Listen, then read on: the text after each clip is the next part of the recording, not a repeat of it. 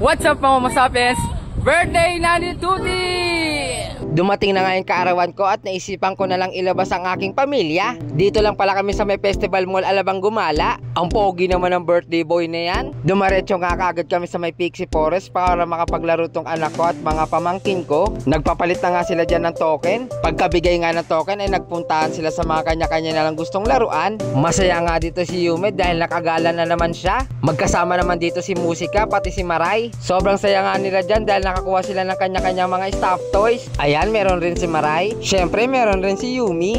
At hindi papatalo si Musika. Pagkatapos namin maglaro sa Pixie Forest ay pumunta kami sa paborito namin kainan. Syempre, walang iba kundi ang Mang Inasal. Baka naman. Kung usapang sulit nga naman ay dito na tayo. Bukod sa naka-only rice sila ay masarap naman talaga yung chicken inasal nila dito. Sulit naman talaga yung ibabayad mo dito dahil mabubusog ka talaga. Pagkatapos kumain, always practice clean as you go. Ayan, busog na ulit tong mga bata at may energy na ulit. Papunta na nga kami ulit dito sa Excite at Tom's World para maglaro tong mga bata. Matagal-tagal na rin ako hindi nakakapasok dito ah. Pinag-uusapan nga namin kung anong rides ang sasakyan namin dito. At ang napili namin ay ang roller coaster. First time nga pala sumakay dito ni Kuya Miko pati ni Ate Yani, lalong-lalo na si Maray.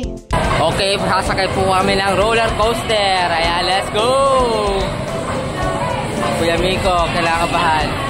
Ito nga isa sa pinupuntahan dito sa may Festival Mall Alabang ang makasakay dito sa roller coaster nila.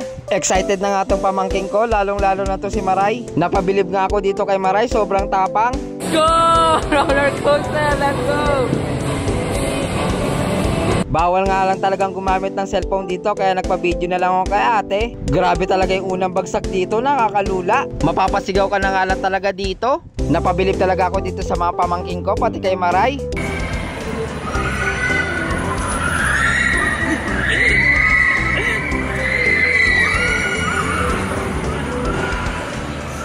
₱90 nga pala yung bayad dito at 2 ikot.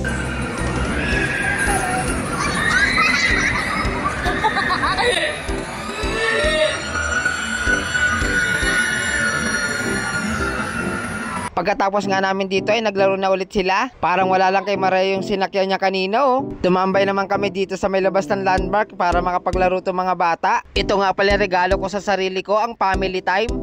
At ayun lang, maraming salamat sa panonood. Happy birthday, Tuti!